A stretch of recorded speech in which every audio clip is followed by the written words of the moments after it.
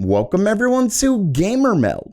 Oh boy, it's happened. AMD officially announced the first ever MCM or multi-chip module GPU.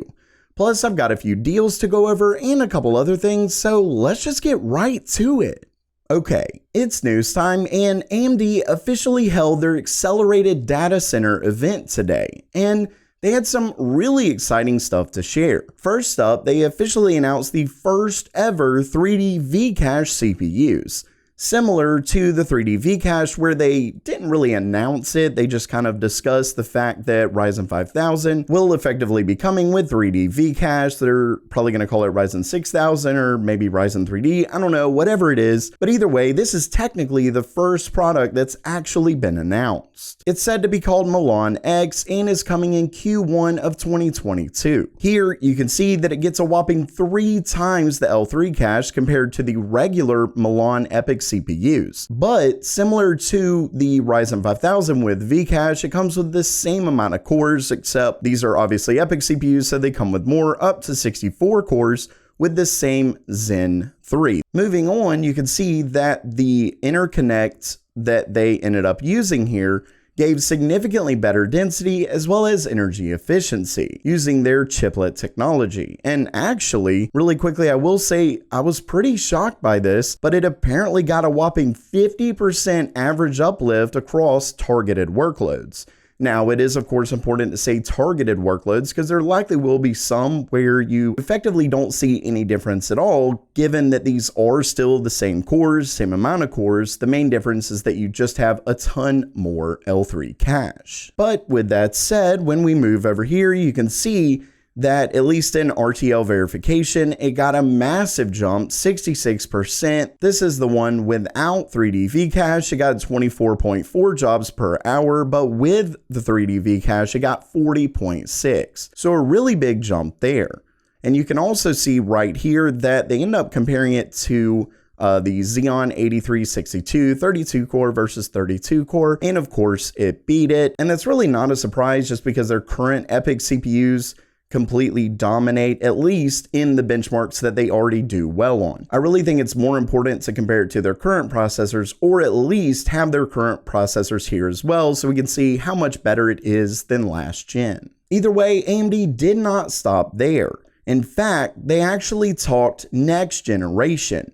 And if you notice right here, it mentions Bergamo. If you've been following the channel, you should know that we actually discussed that not long ago. Now, unlike the leak that we were discussing there, where it said that Bergamo was going to be coming with new Zen 4D cores, you can see that it says Zen 4C.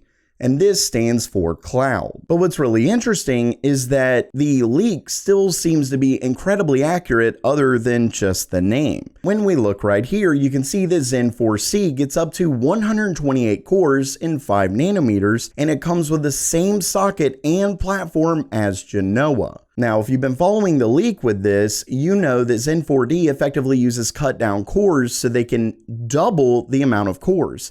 And as you can see, 128 is double the current gen, so likely Zen 5 will stick to the same amount of cores, but Zen 4C will double that, but it won't be as great. We actually have a little thing I wrote down right here. Yeah, Genoa was made for higher clocks, while Bergamo is basically made for more multi-threaded workloads, which at least to me sounds exactly like the Zen 4D that we recently went over.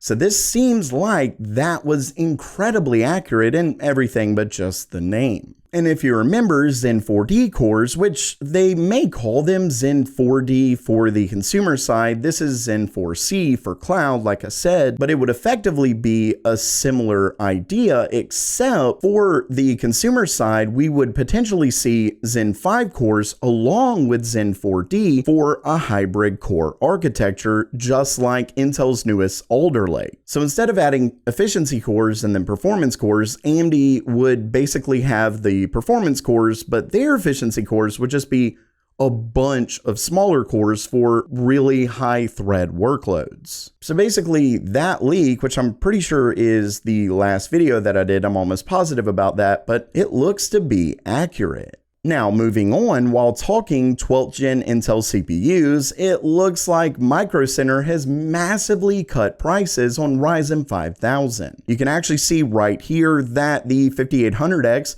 is currently $120 off, and when you bundle it with an eligible motherboard, you get an additional $20 off. So we're talking $310 versus $450. Massive difference here, and if we look here, most of AMD's Ryzen 5000 parts are on sale as well. Now, if you don't have a Micro Center near you, luckily Newegg does have some fairly good deals, but they're definitely nothing like the deals at Micro Center. But still, clearly AMD recognizes what Intel just released, so they're lowering prices across the board. And once again, this is exactly why competition is so important. Now, not only that, but Newegg is having their Black November deals event, and there is quite a bit of pretty decent deals. And I will say, when you click the link to check this out, in the description, when you check it out, I am going to have affiliate links down there. It doesn't cost you anything more, and it helps the channel out. With that said, if you do click on it,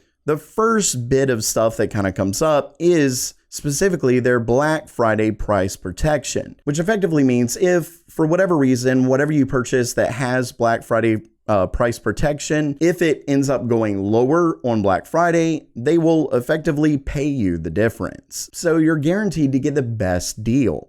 And this brings us to the main event. Pretty much all the leaks that we've seen recently look to be 100% accurate. As you can see here, AMD officially announced the MI200 series, and it is in fact the first ever multi-die GPU. And boy oh boy is it a monster. Intel originally looked to be the first to release it with their XE-HP, but those have since been canceled. So let's go ahead and get started and check this out. This bad boy comes with up to 58 billion transistors. It is built on the 6nm process from TSMC, and just like the leak said, it comes with up to 220 compute units. That is 110 compute units per module. Of course, if you remember when we were discussing this, they mostly were saying, okay, it's got 110 compute units, but we aren't 100% sure that it necessarily comes with 2 to make it 220.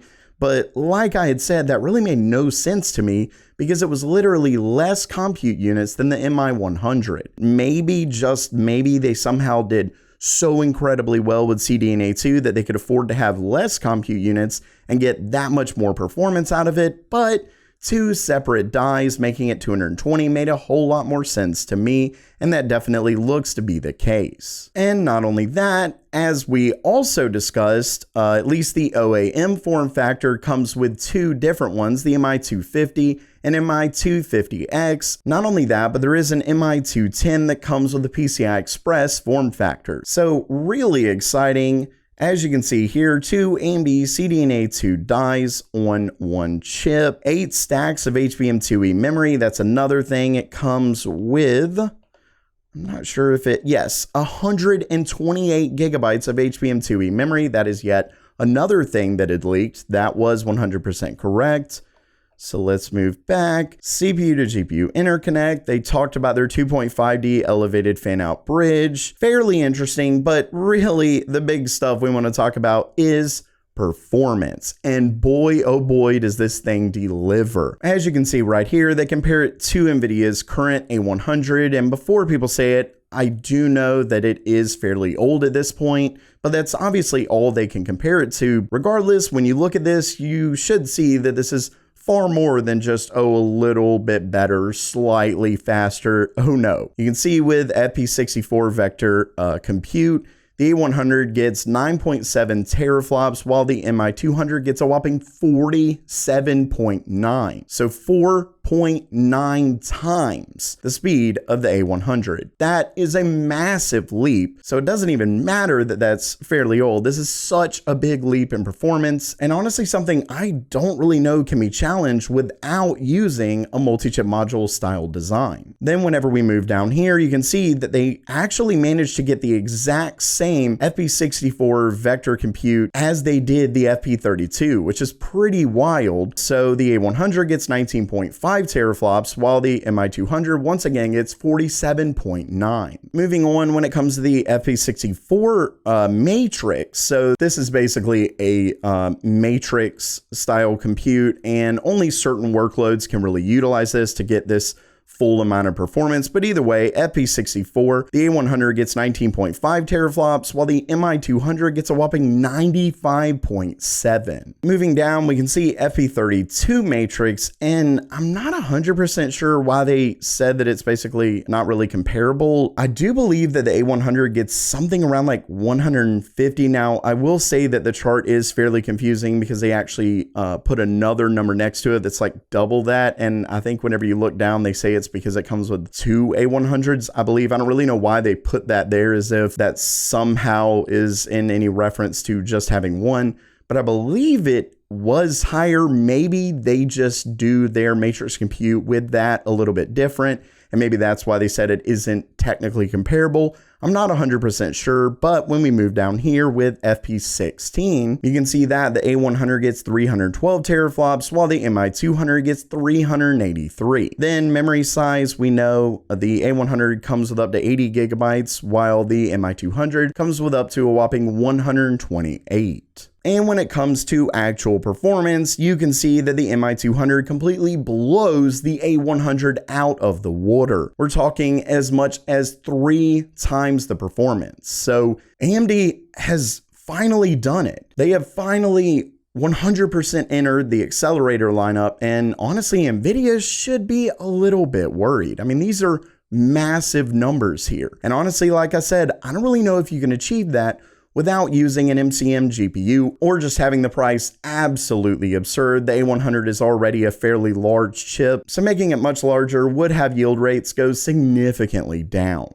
So anyway, like I said, really impressive stuff, and if anything, I think that this gives a ton of credence to the leaks that say that RDNA 3 is going to be MCM GPUs. Obviously, this is made for HPC performance, not gaming or anything like that. I'm sure it doesn't even have gaming drivers, but regardless, this is a huge step forward for the future of GPUs and potentially even the future of consumer GPUs. But of course, what do you think?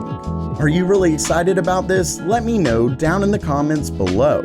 And if you liked the video, please give it a thumbs up. And as always, have a great day.